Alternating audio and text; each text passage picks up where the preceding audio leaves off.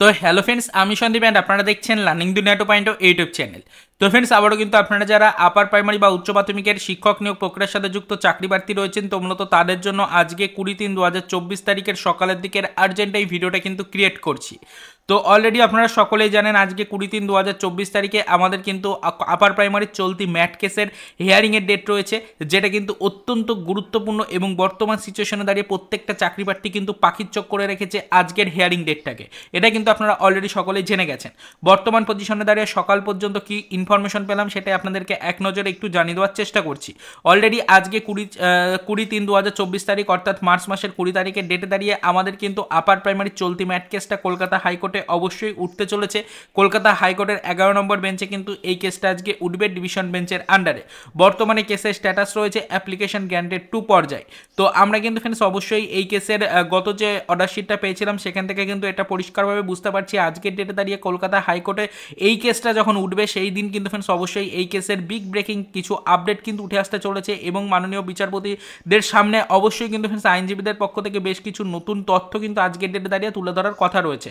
তো গতদিন কিন্তু ফ্রেন্ডস বেশ কিছু তথ্য পেন্ডিং অবস্থায় ছিল, অর্থাৎ এক কথায় বলতে গেলে টাইমের অভাবে বা কিছু সমস্যা থাকার কারণে কিন্তু ফ্রেন্ডস গত হিয়ারিংয়ের ডেটে বেশ কিছু তথ্য কিন্তু ফ্রেন্ডস কলকাতা হাইকোর্টের সামনে তুলে ধরা সম্ভব হয়নি আইনজীবীদের পক্ষ থেকে। তো সেগুলো কিন্তু ফ্রেন্ডস আজকের ডেটে নতুন করে তুলে ধরা হতে চলেছে। তো সেক্ষেত্রে একটা বড় ধরনের আপডেট কিন্তু আসবে আজকের ডেটে এবং তারই সাথে সাথে কমিশনের আইনজীবী এবং তারই সাথে সাথে অবশ্যই সিনিয়র অ্যাডভোকেট মহাশয় সকলেই কিন্তু উপস্থিত থাকবেন এবং তারই সাথে সাথে কিন্তু অবশ্যই আমাদের চাকরি প্রার্থীদের পক্ষ থেকে বা চাকরি প্রার্থী মঞ্চের সদস্যদের পক্ষ থেকে যে আইনজীবী রয়েছেন তিনিও কিন্তু উপস্থিত থাকবেন। তো সব মিলিয়ে কিন্তু ফ্রেন্ডস এক কথায় বলতে গেলে আপনাদের আজকের ডেটটাকে কিন্তু সকলেই টার্গেটে রাখুন। সকাল পর্যন্ত যা ইনফরমেশন পাচ্ছি সেটা হচ্ছে যে আজকের ডেটে দাঁড়িয়ে বেশ কিছু পজিটিভ আপডেট উঠে আসার একটা চূড়ান্ত সম্ভাবনা কিন্তু থেকেই যাচ্ছে।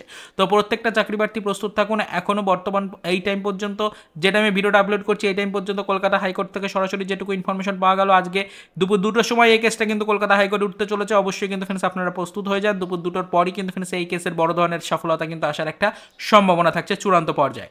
তো এই হচ্ছে বর্তমান পরিস্থিতি। যারা অলরেডি বিষয়টা জানেন তারা তো জানেনই, আর যারা এই ডেটটা সম্পর্কিত সেরকম কোনো ইনফরমেশন জানতেন না তাদের জন্য আজকের এই ছোট্ট ভিডিওটা ক্রিয়েট করে আজকে সকাল পর্যন্ত বর্তমান সিচুয়েশনটুকু একটু এক নজরে জানিয়ে দেওয়ার চেষ্টা করলাম। আশা করি সম্পূর্ণ বিষয়টা বুঝতে পারলেন।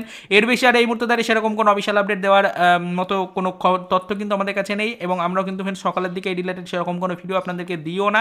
তবে আজকে যেহেতু অত্যন্ত গুরুত্বপূর্ণ একটা হিয়ারিংয়ের ডেট, তো সেই কারণে কিন্তু চাকরি প্রার্থীদেরকে একটু সচেতন করে দেওয়ার জন্য অ্যাডভান্সলি এই ভিডিওটা কিন্তু আপলোড করলাম।